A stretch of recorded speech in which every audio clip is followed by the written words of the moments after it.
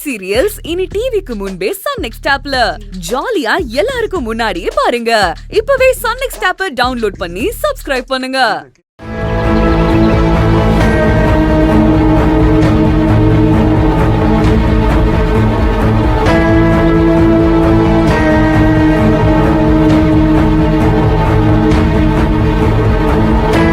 புனிதாவுக்கும் என் குழந்தைக்கும் எதுவும் ஆயிடக்கூடாது.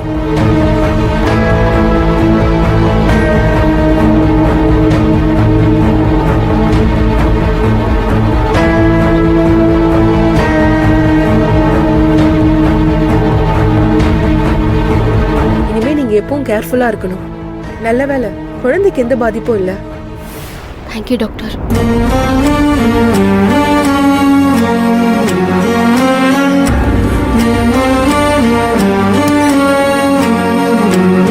டாக்டர், இப்ப என் ஒய்ஃபுக்கு எப்படி இருக்கு? பரவாயில்லையா? அவங்களுக்கும் என் குழந்தைக்கும் ஒன்றும் பிரச்சனை இல்லைல்ல? உங்க ஒய்ஃபுக்கு எந்த பிரச்சனையும் இல்ல. கீழே விழுந்த அதிர்ச்சியில மசில்ஸ் கிராம்ப் ஆயிருக்கு. இன்ஜெக்ஷன் போட்டிருக்கேன். இது பிரெக்னன்சி இயர்லி ஸ்டேஜ். கவனமா இருக்க வேண்டாமா? இனிமே அவங்களை கவனமா பாத்துக்கிறேன் டாக்டர். இப்ப அவங்கள பார்க்கலாமா? எஸ்.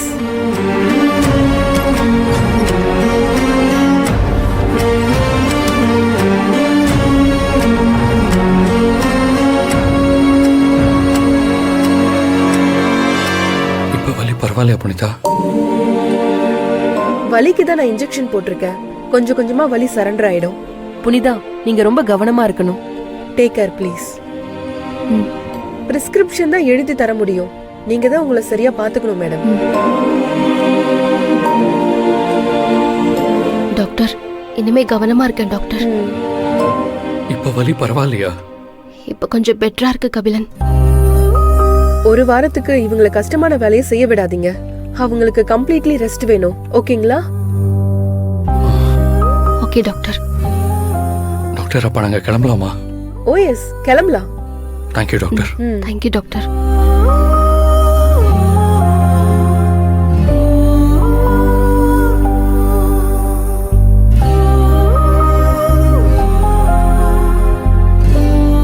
பார்த்து புனிதா, கொஞ்ச நேரத்துல எனக்கு உயிர் போய் உயிர் வந்துருச்சு. போலாமா? பார்த்து.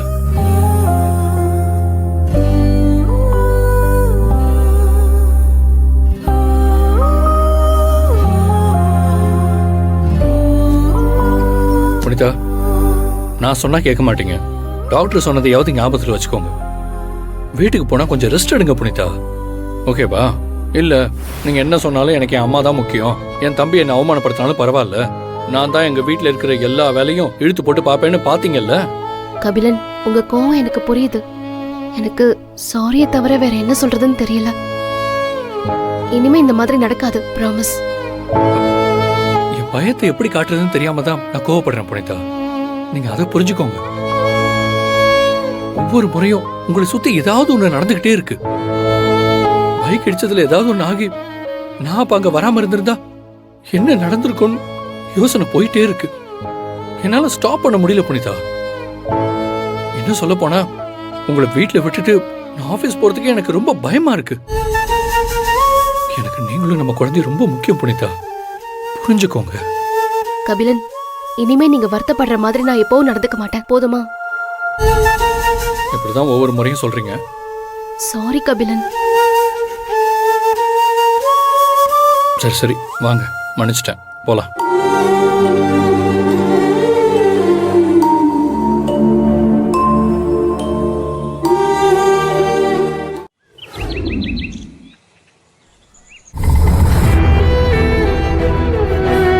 ஐயோ, என்னங்க இவ்ளோ நேரம் ஆச்சு, புனிதாவையும் மாப்பிள்ளையும் இன்னும் காணுமே. ஏம்மா, ஹாஸ்பிடலுக்கு போயிட்டு வர வேடாமா? ஐயோ அத்தை, என்கிட்ட ஒரு வார்த்தை சொல்லிருந்தீங்கன்னா நானும் கூட போயிருப்பேன்ல அத்தை. ஐயோ, ஏப்பா நானே போறேன்னு தான்ப்பா சொன்னேன். மாப்பிள்ளை எல்லார் மேலயும் கோவத்துல இருக்காரு வல்லவா.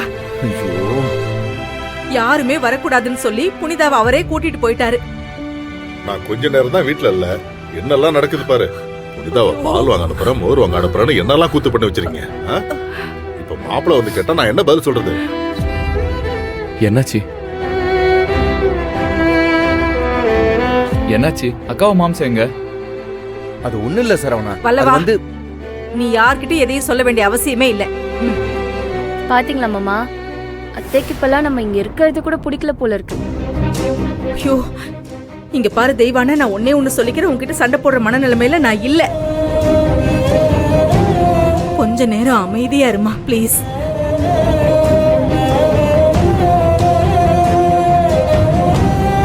என்னாச்சோ தெரியல.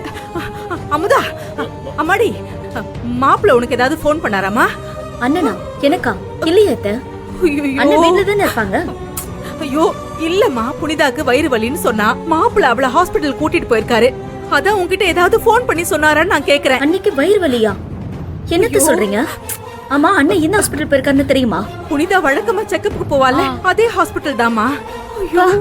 பாத்தீங்களா மாமா, புனிதாக்கா மேல இருக்க அக்கறையில நீங்களும் தான் என்ன ஆச்சுன்னு கேட்டீங்க. அதுக்கு அத்தை ஏதாவது பதில் சொன்னாங்களா? தெய்வான இப்ப அமுதாவை பார்த்ததும் பொறுமையா இருமா. அப்படியே அம்மா அப்படியே ஒப்பிக்கிறாங்களே.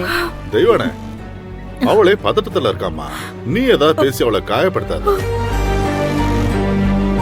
ஐயோ மாமா, நான் ஏன் அத்தையை காயப்படுத்த போறேன்?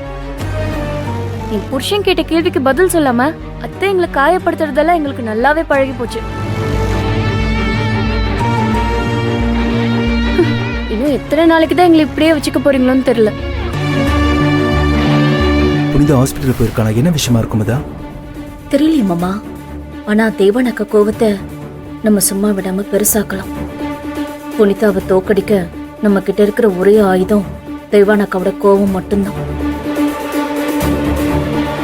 அக்கா, அத்தை புனிதானி மேல இருக்கிற அக்கறையில தான் அப்படி கோவப்பட்டாங்க. நீங்க தப்பா எடுத்துக்காதீங்க. இங்க பாருமா, அக்கறை அண்ணி மேல மட்டும் இருந்தா பத்தாது. இந்த வீட்டுக்கு வாழ வந்த பொண்ணுங்க மேலயும் இருக்கணும் அந்த அக்கறை.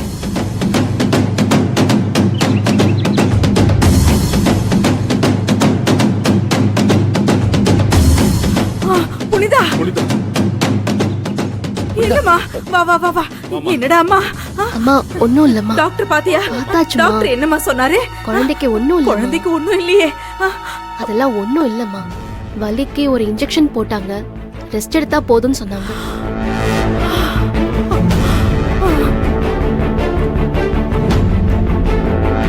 ரெஸ்ட் எடுத்தா போதும்னு மட்டும் தான் டாக்டர் சொன்னாங்களா? மாப்பிள்ள வேற என்ன சொன்னாங்க?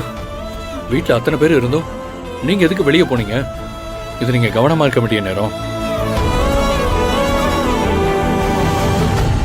இந்த நேரத்துல இப்படி நடந்து குழந்தைக்கு ஏதாவது ஆயிருந்தா என்ன பண்ணுவீங்கன்னு கேட்டாங்க. ஐயோ, பக்கா ஸ்கிரிப்டோட வந்திருக்காரு போல உன் அண்ணன். அமுதா, ஏற்கனவே நான் செம்ம கோவத்துல இருக்கேன், சொல்லி வை. இல்ல கபிலன், அடே அப்பா, இல்லனா என்ன பண்ணுவீங்க? குழந்தைக்கு வச்ச பாலை வந்தவங்களுக்கு தூக்கி கொடுத்துட்டு அத போய் கடையில போய் வாங்கிட்டு வான்னு சொன்னதுக்கு இவ்வளவு பெரிய டிராமா. டேய், இங்க உனக்கு என்ன பிரச்சனை? எதுக்கு எப்ப பார்த்தாலும் மாப்பிள்ளை புனிதா கூட மல்லுக்கு நிக்கிற?